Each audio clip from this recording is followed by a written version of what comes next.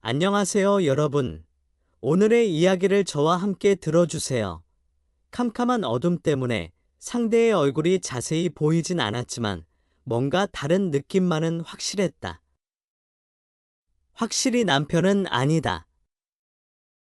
그리고 꿈을 꾸고 있는 것도 아니었다.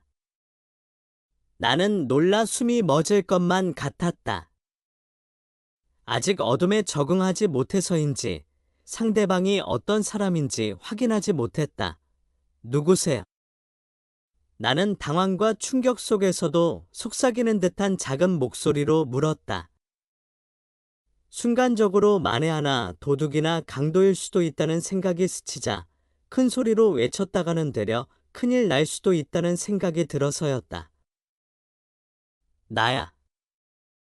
여보. 왜 그래? 앞불싸. 목소리 역시 분명 남편이 아니다. 누구세요? 도대체 누구냐고요? 나라니까. 왜 자꾸 그래? 남자가 잠깐 멈추는가 싶더니 머리맡에 스탠드불이 켜진다.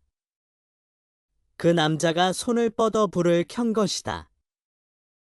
순간 두 사람의 입에서 동시에 헉하고 비명소리가 터진다. 어머나, 맙서사.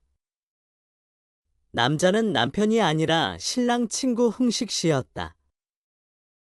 흥식 씨 역시 나를 내려다보며 눈이 휘둥그레진다. 두 사람 모두 어떻게 된 상황인지 몰라 한참이나 몸이 굳은 채 망연자실했다. 놀란 토끼눈을 한 남자를 잠시 멀거니 올려다보다가 나는 비로소 사태를 깨닫는다. 흥식 씨가 술이 취해 우리 집을 자기의 집으로 착각을 했나 보다. 흥식 씨가 작은 소리로 속삭인다. 은영 씨, 가만히 있어봐요. 기왕 이렇게 된 것, 여기서 그만두면 더 우스워요. 순간 고민이 많아졌다. 그렇다고 하자는 대로 하는 것도 우스운 일 아닌가? 그런데 흥식 씨는 보기보단 참 뻔뻔스럽고 대담하게 행동했다. 일이 잘못된 걸 알았으면 없었던 일로 눈 감아달라고 무릎 꿇고 사정해도 될까 말대 적반하장격으로 기왕지사 이제 와서 어쩔 수 없다라. 어떻게 해야 할지 몰라 혼란스러운 상황 속에서 이러지도 저러지도 못하고 있는 와중에 일단 누가 깨면 안 되니깐 조용히 헤아렸죠. 그러는데 왠지 그래야 될 것 같아 나도 모르게 고개를 끄덕이고 말았다. 흥식 씨, 이제 어떡하시려고? 나는 한층 더 소리를 죽여 말했다. 이제 와서 할 수 없잖아요. 집을 착각하고 안방에 잘못 들어왔다고 말해도 누가 믿어주겠어요. 동식이 우리 집 사람이 그랬구나 하며 믿어주겠어요. 절대 안 그래요. 그러니까 오늘 일은 평생 둘만의 비밀로 간직해요. 그리고 어차피 엎질러진 물이야요. 그렇다. 이제 와서 어쩌란 말인가. 물은 이미 엎질러졌다. 할 수도 없는데 말이다. 그렇게 흥식 씨는 새벽이 되어서야 몰래 방을 빠져나가 집으로 돌아갔다. 안녕하세요.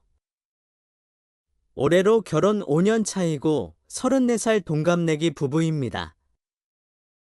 아직 아이는 없고요. 둘이 살기에는 큰 경기도권 33평 아파트에 살고 있습니다. 저희 남편이 일하는 회사에는 유독 30대 남자 직원들이 많았습니다. 다들 비슷한 또래이기도 하고 퇴근하면 다 같이 모여 볼링 치고 술 마시고 함께 여행도 다닐 정도로 친했어요.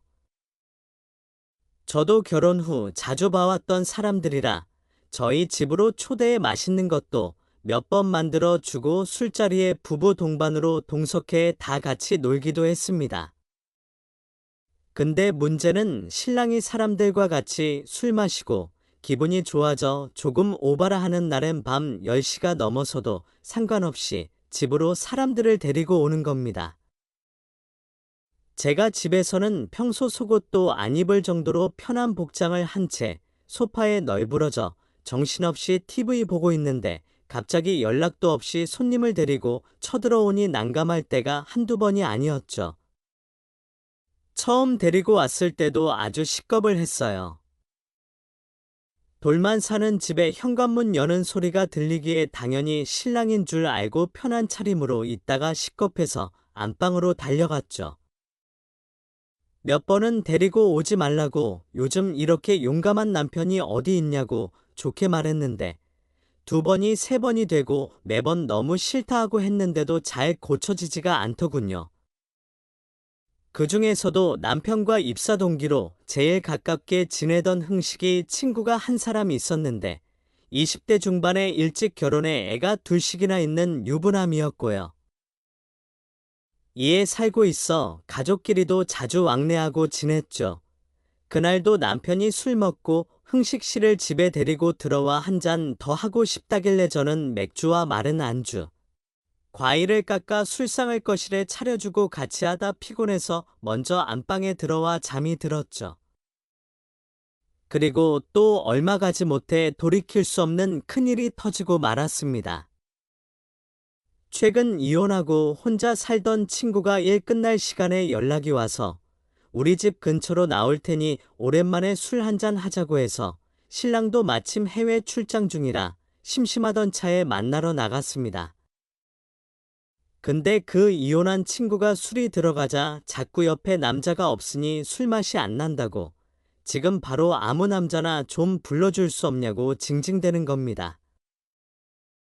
저도 그런 분위기에서 무슨 술맛이 나겠어요. 그때 마침 흥식 씨에게 연락이 왔던 거죠. 그래서 주변에 혹시 동식이나 노총각 없냐고 친구랑 지금 집 앞 꼼장어 집에서 술 한잔 하고 있는데 즉석으로 소개팅 한번 시켜달라고 부탁을 했고 될 수 있으면 지금 당장 남자 하나 데려오라고 했더니 거래처 직원이라며 총각 한 명을 데리고 웃으면서 찾아왔네요. 이렇게 넷이서 술을 마셨는데 즐거운 분위기 탓에 엄청 많이 마셔 모두들 만취했습니다. 그날은 우리 집은 신랑이 해외 출장을 가고 흥식 씨 아내는 애들 데리고 친정에 간 날이라 서로 아무도 없는 날이었는데 다음날 아침에 정신을 차려보니 또 흥식 씨가 제 옆에 있더라고요. 저도 필름이 끊긴 상태였지만 어느 정도 마음이 있었으니 받아줬겠죠. 한 번도 아니고 두 번이나 실수를 하다니 뭘 어떻게 해야 되는 건지 진짜 눈앞이 캄캄했습니다.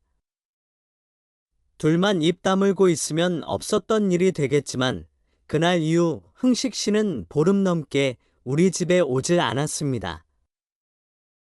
그렇게 초조한 시간이 흐르고 제가 먼저 전화를 했습니다. 전화하니깐 처음엔 안 받더라고요. 그때부터 더 초조하기 시작해서 정말 심장이 터질 것 같았습니다. 두 번, 세 번 그렇게 몇 번 더 한 후에 받더라고요. 받아서 둘 다 아무 말도 안 하고 여보세요? 몇 번을 했는지 모르겠어요. 어떻게 말을 꺼내야 하나. 다행히 그 남자가 먼저 만나서 이야기하자고 하더라고요. 그렇게 근처 카페에서 만나기로 하고 나갔습니다. 서로 술 마시고 실수한 거니까 잊어버리자. 다시는 이런 일 없도록 할 테니 전과 같이 편하게 지냈으면 좋겠다. 이렇게 서로 좋게 이야기하고 헤어졌어요. 근데 그 사건 이후로 흥식 씨가 자꾸 남자로 보이기 시작하고 볼 때마다 호감이 가는 겁니다. 평소엔 말도 너무 잘 통하고 정치 색깔이라는 즐겨보는 드라마 등 여러 면에서 공통 관심사도 많고 저랑 너무너무 잘 맞는 겁니다. 저희 남편은 오로지 사람들 만나 놀다가 술 마시는 것밖에 모르는 사람이었죠. 그리고 제 신랑은 보통 키가 호리호리한 편인데 흥식 씨는 키도 180cm 훌쩍 넘고 어릴 때부터 운동을 많이 해서 그런지 마동석님처럼 아니지만 얼핏 봐도 다부져 보이는 체격입니다. 그날도 술을 얼큰하게 먹고 흥식 씨 부부와 저희 부부가 노래방을 갔습니다. 저희 남편은 술이 많이 취하면 아무 곳에서나 자는 편입니다. 그날도 어김없이 노래방에서 한참 놀다 소파에 뻗어 잠들어 있었습니다. 흥식 씨 아내는 친정에 맡겨둔 애들을 데리러 먼저 갔고 결국 멀쩡한 사람은 둘뿐이었습니다. 저도 술 취하고 기분이 좋아지면 노래 부르면서 춤도 추고 분위기를 잘 맞춰 노는 편인데 한참을 서서 뛰어놀다가 흥식 씨가 잠깐 숨 좀 고르자며 발라드를 부르더군요. 그러더니 김현철, 이소라 님의 그대 안의 블루를 부르는데 혜신이 저랑 같이 부르자고 소파에 앉아 쉬고 있는 흥식 씨의 오른손을 내밀기에 슬쩍 잡고 일어섰습니다. 완전 푸근하고 좋더라고요. 남편한테 느끼지 못했던 그런 느낌. 요즘의 권태기인지 몰라도 그 남자가 자꾸 생각이 납니다. 끝까지 이야기 들어주셔서 감사합니다. 항상 건강하시고 행복하세요. 다음 영상에서 또 만나요.